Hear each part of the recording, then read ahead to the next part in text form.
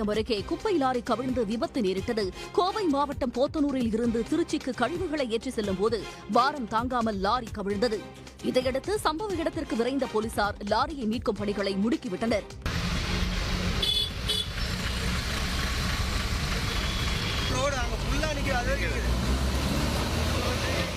இந்த விபத்தால் திருச்சி கோவை தேசிய நெடுஞ்சாலையில் 1 மணி நேரத்திற்கு மேலாக போக்குவரத்து பாதிக்கப்பட்டது.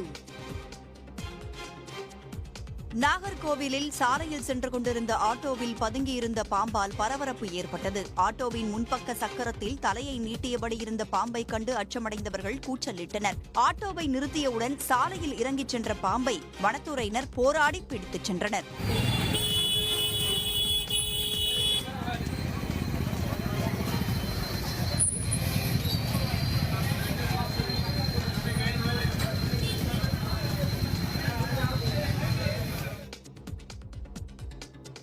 மயிலாடுதுறை மாவட்டம் சீர்காழி அருகே அடுத்தடுத்து 4 கடைகளின் பூட்டை உடைத்து துணிகர கொள்ளை நடந்துள்ளது. தைக்கால் கிராமத்தில் உள்ள சூப்பர் மார்க்கெட் மற்றும் மளிகை கடைகளில் திருட்டு நடந்த சிசிடிவி காட்சிகள் வெளியாகியிருக்கின்றன.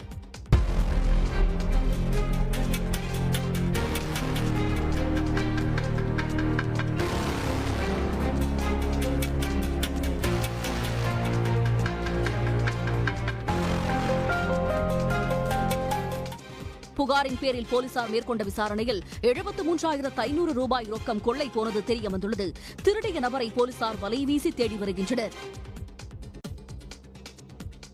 உத்தரப்பிரதேச மாநிலம் மொராதாபாத்தில் தீபாவளியை முன்னிட்டு நடைபெற்ற தீப உற்சவ நிகழ்ச்சியில் வான வேடிக்கைகள் வானில் வர்ணஜாலம் காட்டின.